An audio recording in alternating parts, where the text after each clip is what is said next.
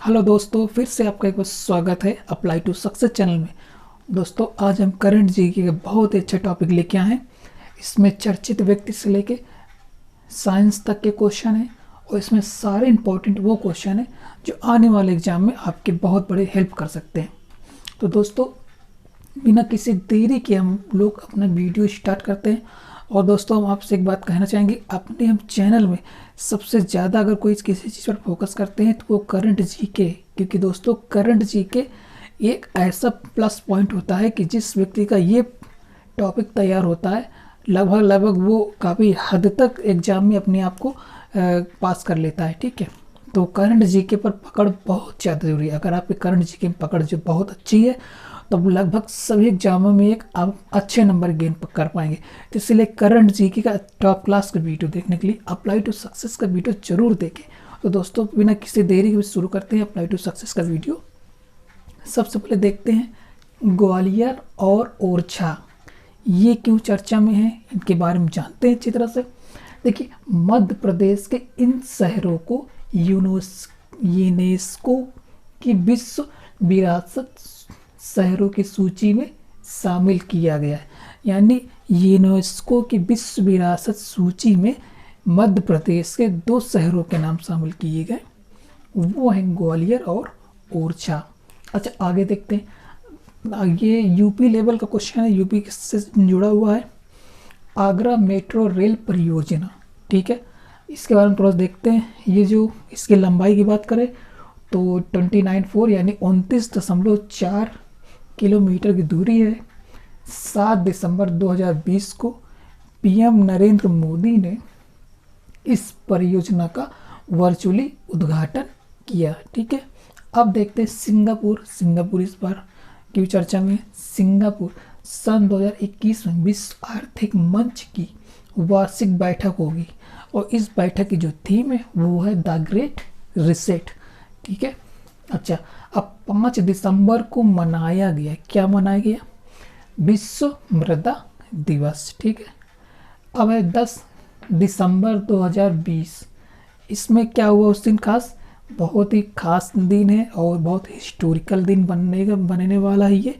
और आप इसको रट लीजिए, आने वाले एग्जाम में 2-3 साल तक ही नहीं, अगले 10-20 साल तक पूछा जाएगा। ठीक है, पीएम नरेंद्र मोदी ने नई दिल्ली में नए संसद भवन का शिलान्यास किया। ठीक, अच्छा, गुजरात, इस बार गुजरात क्यों है देखते हैं। राज्य सरकार द्वारा अनुमोदित आतंकवाद और संगठित अपराध नियंत्रण अधिनियम को राष्ट्रपति द्वारा स्वीकृति प्रदान की गई, इसलिए गुजरात इस बार चर्चा में। अब आते हैं CO कोविन WIN। देखिए, यह एक ऐप है, ठीक है, जिसके द्वारा केंद्र सरकार ने कोविड-19 वैक्सीन की डिलीवरी के लिए इस ऐप की घोषणा की है। इस ऐप में सारी जानकारी, रजिस्ट्रेशन भी इसी के द्वारा कराए जा सकते हैं। अच्छा, अब फिक्की के बारे में देखते हैं। फिक्की इंडिया स्पोर्ट्स अवार्ड में sports person of the year के खिताब से, यानी ये फिक्की इंडिया के बारे में बताया गया। फिक्की इंडिया ने स्पोर्ट्स अवार्ड में स्पोर्ट्स ऑफ द पर्सन किसे दिया है? बहुत इंपॉर्टेंट। नंबर 1, पहले तो इसमें बता दें 2 लोगों को दिया गया है। बजरंग पूनिया जो कि पहलवान है, दूसरे इलावेनिल क्लारीवन, ठीक है, ये निशानेबाज है।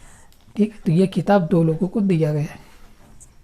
अच्छा, अब आते एक नए सर्वेक्षण के अनुसार माउंट एवरेस्ट की ऊंचाई बढ़कर हो गई, कितनी हो गई? 8,848.86 मीटर, इतनी हो गई। पहले इतनी नहीं थी, थोड़ा कम थी। कहने मतलब इतना जो आपको 86 पॉइंट के बाद 86 दिख रहा है, ये इतनी और बढ़ गई है। ठीक है, अच्छा, अब देखते हैं ये सर्वेक्षण किया किसने, यानी किन देशों ने किया। ये सर्वेक्षण चीन और नेपाल के द्वारा किया गया, इसकी जानकारी भी होनी चाहिए आपको। अब एक पुस्तक का नाम यहाँ पर दिया हुआ है, पुस्तक है your best day in today. ठीक है, किसने लिखी? ये अनुपम खेर ने लिखी। अब देखिए 10 दिसंबर की बात करते हैं। 10 दिसंबर क्या मनाया गया, जो कि बहुत अच्छा बहुत ही परफेक्ट है ये, वो मनाया गया विश्व मानवाधिकार दिवस। ठीक है, ये दिवस इसलिए मनाया जाता है कि बहुत सारे मानव लोगों के यानी व्यक्तियों के अधिकार होते, उनके अधिकारों को उन्हें छीने। ठीक है, इसलिए लोगों में जागरूकता फैलाने के लिए 10 दिसंबर को इस दिन को मनाया जाता है विश्व मानवाधिकार दिवस के रूप में। अच्छा, अब इसमें आते हैं अरुणाचल प्रदेश। इस बार की चर्चा में से अरुणाचल प्रदेश तो हर बार की चर्चा में कुछ न कुछ करता ही रहता है ना, इसलिए चर्चा में रहता है। देखो ये चर्चा में इसलिए कीवी फल के लिए जैविक प्रमाण पत्र प्राप्त करने वाला पहला राज्य बना। कीवी फल के बारे में तो आप लोग जानते होंगे अच्छी तरह से। यहाँ पे कीवी जो फल है उसको उगाने में किसी भी तरह के रसायन का प्रयोग नहीं किया जाएगा। ठीक, और ना ही कर रहे हैं ये लोग, और ये ऑर्गेनिक खाद का यूज करते हैं। ठीक है, यानी पूरी तरह से रसायन मुक्त जो होती खादें जो घर में बना ली जाती पौधों पत्तियों से, अन्य चीज़ों से, उन्हीं खाद का प्रयोग करके ये कीवी फल तैयार किए जाते, इसलिए इनको प्रमाण पत्र दिया गया। इससे बहुत लाभ भी मिलेगा लोगों को। अगर किसी को कीवी फल चाहिए तो इसी अरुणाचल प्रदेश के हिसाब से लोग मांगेंगे कि वहाँ का उगाए हुए कीवी फल हमको दो, क्योंकि लोगों को विश्वास है कि जो है रासायनिक अगर चीज़ों से कोई फल उगाया जाता है तो वो काफ़ी हार्मफुल होते हैं। ठीक है, अब आगे देखते हैं रविंद्रनाथ टैगोर साहित्य पुरस्कार किसे दिया गया। ठीक है, वो दिया गया राजकमल झा को। इनको एक उपन्यास के लिए दिए, वो उपन्यास है द सिटी एंड द सी। अच्छा, सुशील मोदी इस बार चर्चा में है, पहले भी चर्चा में थे क्योंकि बिहार चुनाव जो हुए थे तो इनको कोई बहुत मोस्ट इम्पोर्टेंट पद नहीं मिला था, इसलिए उसमें भी चर्चा में थे कि इनका होगा क्या, कहाँ पर इनको शिफ्ट किया जाएगा।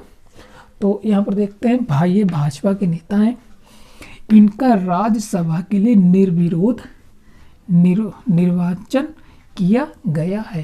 ठीक है, तो इनको अब जो है राज्यसभा सदस्यता इनको मिल गई है और अब ये लोगों के हित में और अच्छी तरह से काम कर पाएंगे।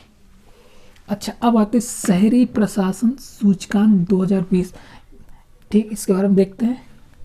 उड़ीसा नंबर 1 पर है, महाराष्ट्र 2 में है, छत्तीसगढ़ नंबर 3 में है, केरल नंबर 4। आपसे पूछा जा सकता है कि शहरी प्रशासन सूचकांक 2020 में टॉप रैंक में कौन सा राज्य था, तो वो है उड़ीसा। लेकिन उड़ीसा को लोग विश्वास नहीं करेंगे, ज़्यादा से ज़्यादा लोग अगर एग्जाम में इसको टिक करेंगे तो केरल को मार देंगे धड़ाक से, कह रहे केरल हो गया काम, लेकिन नहीं, हर बार केरल ही टॉप में नहीं आता है। ठीक है, इस बार उड़ीसा में, कुछ लोग तो महाराष्ट्र को मार सकते हैं। तो ये क्वेश्चन आप बहुत अच्छी तरह से इसको रट लो, लिख भी लो, आपके बहुत काम आने वाला है। अब आते भागलपुर की चर्चा में है। देखिए, ये बिहार का एक शहर है जहाँ प्रवासी पक्षी उत्सव सन 2021 में होगा। ठीक है, प्रवासी पक्षी वो पक्षी होते हैं जो दूसरे देशों से उड़कर अपने देश में आते हैं, यहाँ पे प्रवास करते हैं। जब उनके बच्चे तैयार हो जाते हैं तो अपने बच्चों को लेकर यहाँ से चले जाते हैं। इसका रीज़न ये होता है कि जिस कंट्री में वो रहते हैं वहाँ बहुत ही ज़्यादा सर्दी पड़ती है, तो अपने यहाँ पर आते हैं क्योंकि यहाँ का मौसम तब तक गर्म हो चुका होता है, आराम से यहाँ पर रहते हैं। उनके बच्चे जब तैयार हो जाते हैं अपने बच्चों को लेकर वहाँ से निकल जाते हैं, और जब अपने देश पहुँचते हैं तो वहाँ पर मौसम नॉर्मल हो जाता है। ठीक है, अच्छा, अब आते हैं सन 2020 में फोर्ब्स द्वारा जारी 100 पावरफुल वुमेन की लिस्ट आ चुकी है। ठीक है, अब इसमें देखते हैं पहला नंबर कौन सा, एंजेला मार्केल जो कि जर्मनी की चांसलर है।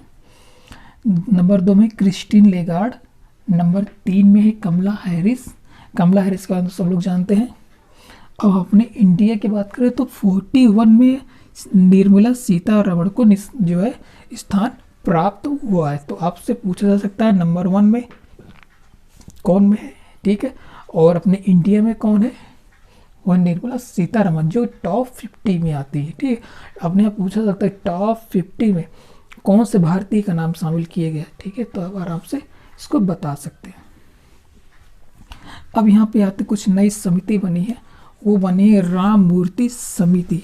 इसके बारे में देखा जाए ये काफ़ी इंपॉर्टेंट है क्योंकि आप बहुत सारी पुरानी समिति पढ़ चुके हैं। आगे थोड़ा देखते हैं। राम मूर्ति समिति यह एक उच्च स्तरीय समिति है जिसकी सिफारिशों पर भारत सरकार द्वारा एकल विद्यालय की स्थापना की गई। ठीक है, इसके बारे में अगर थोड़ा सा डिटेल में बताएं तो मतलब ये कि बहुत सारे पहाड़ी और दूर दराज क्षेत्र हैं जहाँ पर अब भी सड़कें नहीं बनी हैं, लेकिन वहाँ कुछ बस्तियाँ हैं।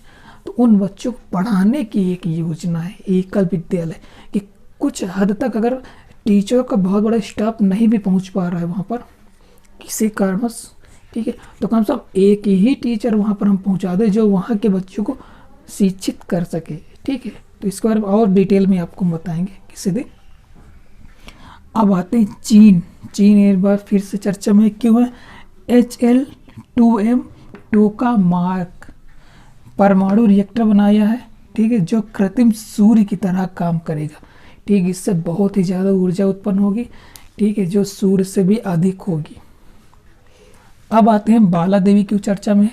ये स्कॉटलैंड में इन्होंने काम किया शानदार। वो काम क्या किया, इन्होंने यूरोपीय लीग में गोल करने वाली पहली महिला फुटबॉलर बनी है, ठीक है, इन्होंने गोल किया है। अब देखते हैं शेख सबा अल खालिद अल सबा, ये कौन है।